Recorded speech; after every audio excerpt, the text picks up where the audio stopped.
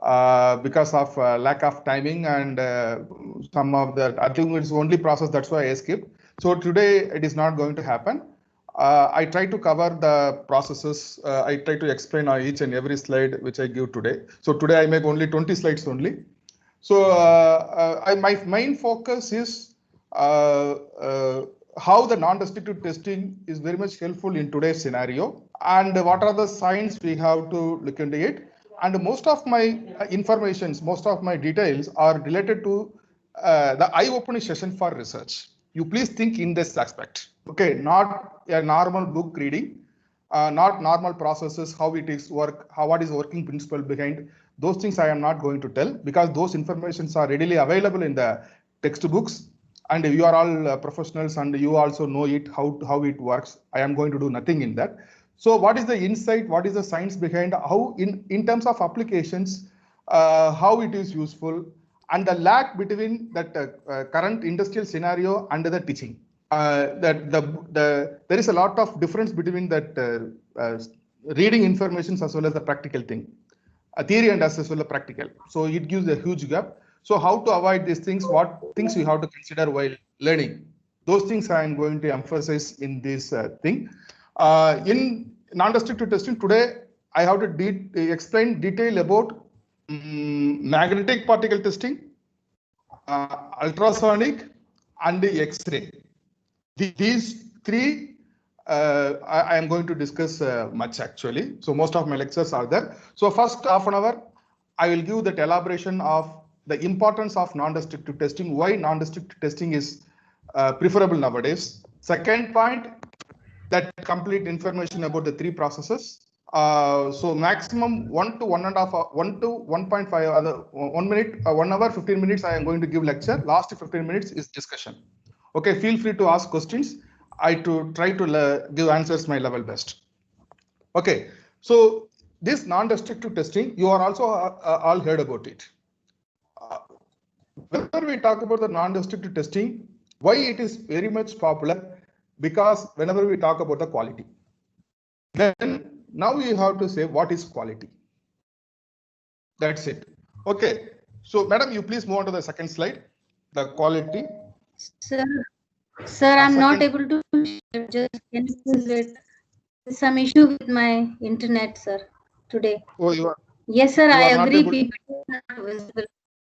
Yeah, there is lot of problem here also today. Oh, trying my best, sir. Okay. Okay. You try to share it. Otherwise, I will try to explain in a better way. I will try to explain it. Okay. Because what is quality? There is no standard definition for quality. You please try to understand. There is no standard. It is the eye of the beholder. Every people have their own mindset. For a best example, if you take a TV, if you want to buy a TV, suddenly the Sony comes into your mind. But in the present market, there are n number of brands are available. That means other brands are not quality. Other brands are not working. No, it depends upon the person. It depends upon the person. So the product which the manufacturer is manufactured, it is going to be work. Okay, so the quality, it depends upon the person. It's a eye of the beholder. Quality. So when the quality is needed, the market follow, the manufacturer wants to create a goodwill among the customers. They have to create their goodwill. Yeah, Sony is a brand name. Apple is a brand name. We thought that Apple is a good product. Apple always manufacture good products. Nokia always manufacture good products. Sony always manufacture good product. At the same time, if you talk about Videocon, or if you talk about Micromax, that reliability is somewhat down. I am not saying that they are not manufacturing the product. They are also in the market. They are also selling their products. Some sort of people are buying. Still they are using. For last 5 years, 10 years, they are using it.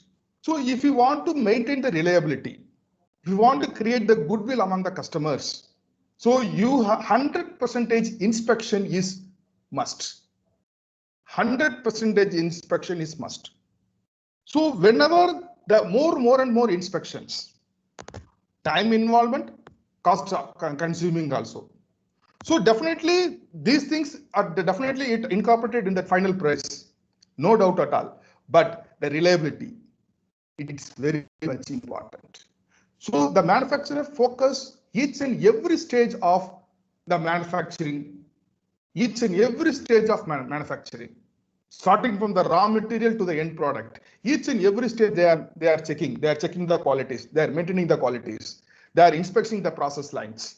If anything is failed, that everything is fall down. So the reliability, they want to maintain the reliability. So 100% inspection is everywhere, is needed. The problem is, earlier we have the destructive testing. Nowadays, non-destructive testing. If you make a product, what they did earlier, they have collect the samples. If they make a lot, okay, 8 hours, every 1 hour, they have to make some samples. And they have to conduct the test. They have to do the test. If it is, we already studied in statistics. We already studied in statistical quality control. We know that how to draw that upper control limit, lower control limit, X bar and R chart. Still, people are using in the industry, but they did the destructive testing. That means 100 product they manufacture, they take a sample of 5, and they have to do the test. They have to did everything, and they make a report. If it is passed, the entire lot will be sent to the quality control checking, and they sent to the market. In that, there are some chances are there failure components may come. They are not doing intentionally. This is the systematic way they are doing. But by this way, today the manufacturers are not going to escape. If you do like that, what happens? The reliability comes down. They are not creating the goodwill among the customers. So their marketing comes down, profit comes down, everything happens. So 100% inspection is mandatory. So how to do the 100% inspection? What are the techniques available? Those things we are going to discuss. Please understand, in non-destructive testing, the medical field, the role of non-destructive testing in medical field also very much important.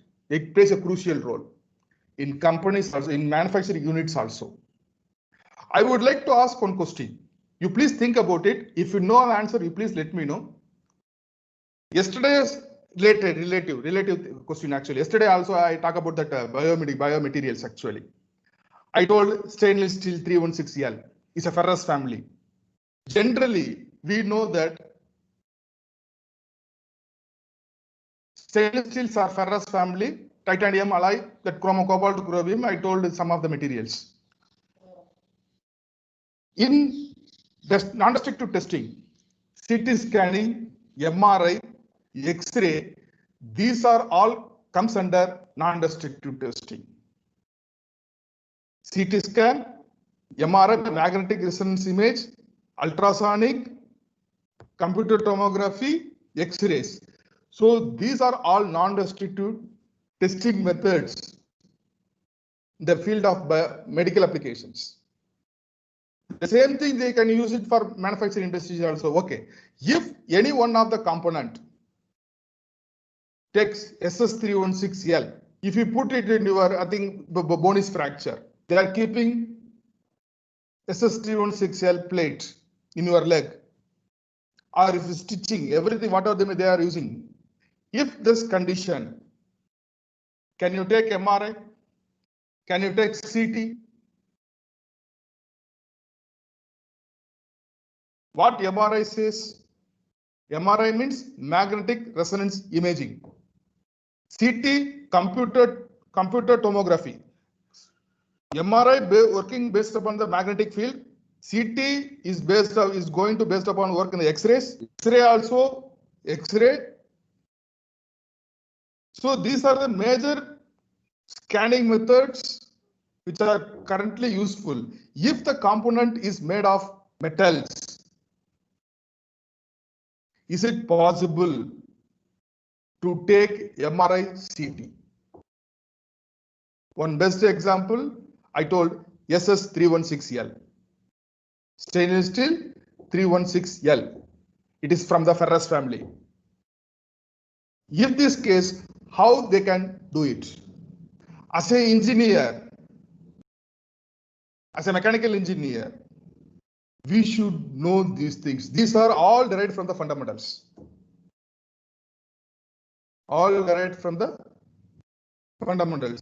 Okay, you please think about it. We will discuss these things, how it is that we will discuss in the latter part. Okay, so while doing the testing, there are two types of testing. One is destructive testing, another one is non-destructive testing. Destructive testing means for a batch, they have to select 5 samples or 10 samples. They conduct the experiment. They're broken and they see what is happened inside. They make a note it. Based upon the based upon the samples, they accept all the slots. Accept or reject all the slots. In non-destructive testing, it is 100% inspection. Non-destructive testing is 100% inspection. There is no chances. All components are inspected in all processes. So it will take time. So many research engineers are involved to monitor in which stage the error is occurring, how to control it, and those things. Okay, why we prefer NDT? One is the greatest advantage is components are not going to be destroyed. The second one is we can easily find the internal flaws. If the component is breaking outside, we can easily see by the naked eye. That is also one type of inspections in non-destructive testing that we call as a visual inspection. But inside the material, whether the flashes are there or not. And moreover, that is very much useful for valuable components. Imagine if you make a computer or if you make a processor, i7, i5 or i7 processor if you are making. If you do the destructive, can you take and broken it? So valuable components, we are not going to destroy it. So without destroying, we can ensure the quality without any flaws. And moreover, all the test components can be reusable. That in NDT, that is the major principle actually. This is the major principle. You please listen carefully. The testing method, whatever the testing method, you can adapt it, no problem. The testing method should not affect the future usefulness of the material. Whatever may be the material, testing. The testing method, it should not affect the usefulness of material. For example, if we take a CNC lathe or CNC vertical milling machine, you take one ferrous component. We use in the grinding or in the filling machine, we use the magnetic chuck. For holding purpose. If you hold the magnetic chuck, if you are performing some operations, what we have to do? We have to demagnetize it. If you demagnetize, some magnetic energy is already stored. Some magnetic energy is stored in that material. Because it affects. If you completely don't, we have to do whenever that is the drawback of the magnetic particle testing. I will come later. If you are not demagnetizing it, after magnetizing, you are performing the experiment and we remove it from the chuck and we can throw it. If you use it, definitely some magnetic property will be restored. So it affects the performance of the component. We should be demagnetizing it. If you are not demagnetizing it, that is not the proper testing method. That's why you please keep in mind, whatever may be the testing methods, the testing method should not affect the future usefulness of the material. If it affects the future one, the test is not recommended. That is not comes under non-destructive testing.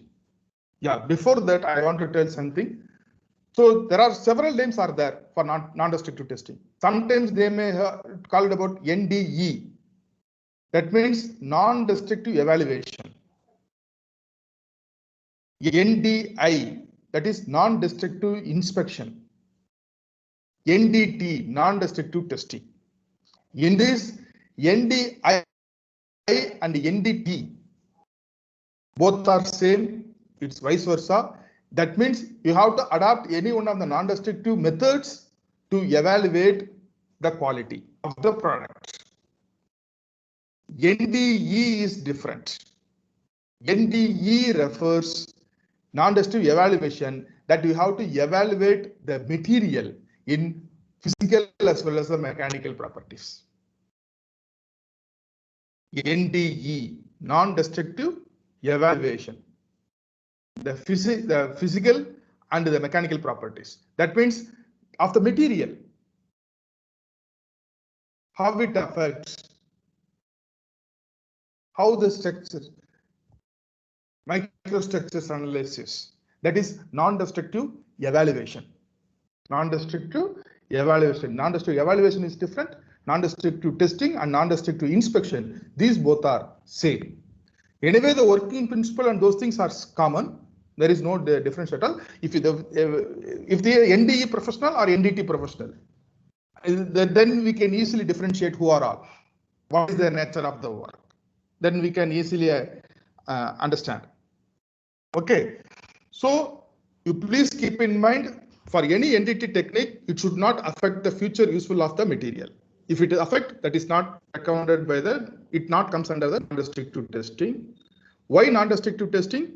100% inspection. Why industry people are recommending? Because they want to create the goodwill among the customers.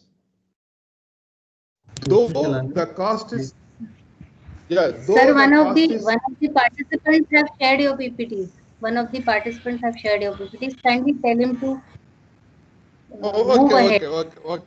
Okay. No, thanks for your actually. Okay.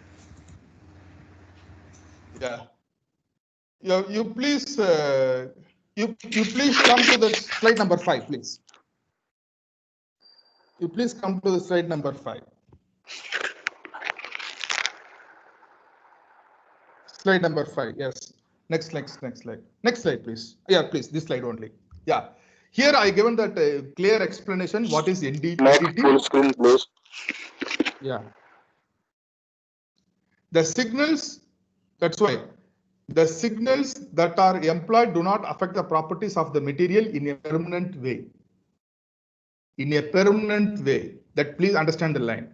So I already told there are three methods are dominating the non-destructive testing. Some more methods are available. So the major dominating methods are ultrasonic testing, radiography, and MT. UT, RT, MT. UT refers ultrasonic testing, RT refers radiography testing, MT refers magnetic particle testing. Simply MT or MT. In UT, we are using ultrasonic sound waves. Ultrasonic sound waves, this you know very well. Remark is, it gives the elastic deformation. It gives a elastic deformation. RT, X-rays and the gamma rays, no damage during the course of testing. Radiation damage is there, but it not create permanent deformation, permanent failure. Okay, that we can remove it. That's the techniques are that can remove it.